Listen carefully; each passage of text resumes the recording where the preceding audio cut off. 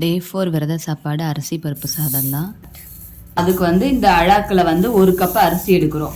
அதுக்கு வந்து இப்போ நம்ம எவ்வளோ பருப்பு போடணும்னா 1/4 கப்பு பருப்பு போடணும்.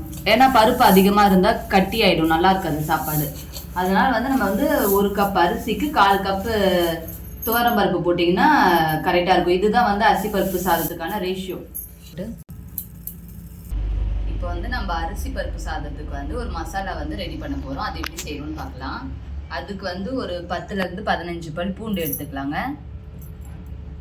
அது ஒரு மிக்சி ஜாரில் போட்டுக்கலாம். அதுக்கப்புறம் வந்து ஒரு பச்சை மிளகாய் மீடியம் சைஸில்,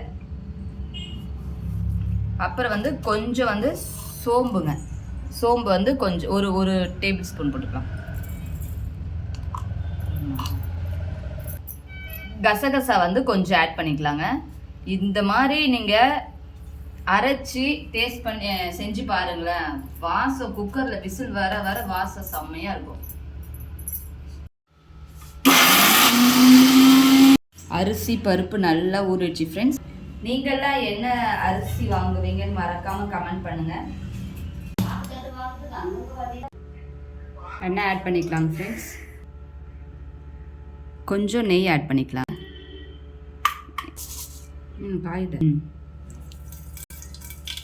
கொஞ்சம் சீரகம், அதுக்கப்புறம் ஒரு 10 மிளகு எடுத்து வச்சுருக்குறோம், அதையும் இதில் ஆட் பண்ணிக்கலாம். வெங்காயம் வந்து ஒரு 10லேருந்து 15 சின்ன வெங்காயம் கட் பண்ணி வச்சுருக்குறோம், அதையும் வந்து இதில் ஆட் பண்ணி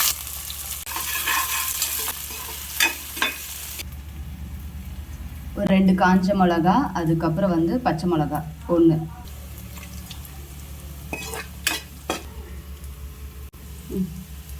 ஒரு இனுக்கு கருவேப்பிலை வந்து ஆட் பண்ணிக்கலாம். நல்லா இப்படி குக் ஆனதும் இந்த பேஸ்ட் ஒன்று ரெடி பண்ணி வச்சுருக்கோம் இல்லைங்க, அதை ஆட் பண்ணிக்கலாம்.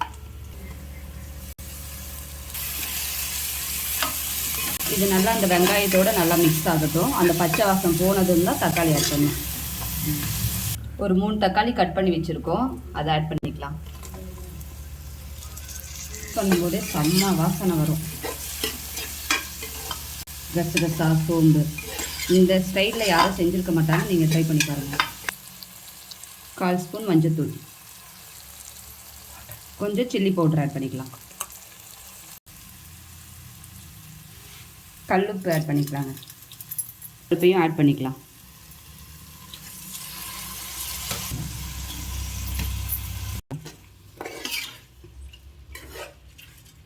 மிளகுது இது. அரிசிக்கு 2 கப் தண்ணி ஆட் பண்ணிக்கிறோம். குக்கர் நல்லா க்ளோஸ் பண்ணிவிட்டு ஒரு 2 விசில் விட்டு ஆஃப் பண்ணிக்கலாங்க. கொத்தமல்லி வந்து மேலே தூவிக்கணும். அரிசி பருப்பு சாதம் ரெடி. ஆவி பறக்க பறக்க சாமிக்கு வச்சிடலாம்.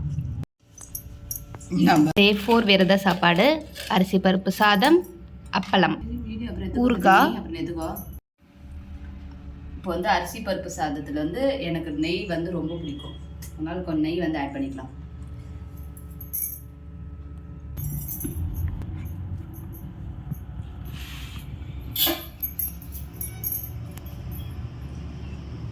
அரிசி பருப்பு சாதம் அல்டிமேட்டாக இருக்குது ஃப்ரெண்ட்ஸ்.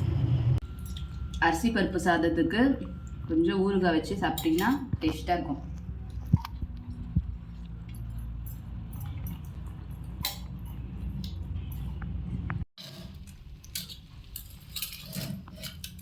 ஒரு பைட் சாப்பாடு, கொஞ்சம் அப்பளம். இந்த வீடியோ உங்களுக்கு பிடிச்சிருந்தா லைக் பண்ணுங்க, உங்க ஃப்ரெண்ட்ஸ் அண்ட் ஃபேமிலிக்கு ஷேர் பண்ணுங்க. மறக்காம ஈரோடு கேர்ள்ஸ் சேனலை சப்ஸ்கிரைப் பண்ணுங்க. தேங்க்ஸ் ஃபார் வாட்சிங். பாய்.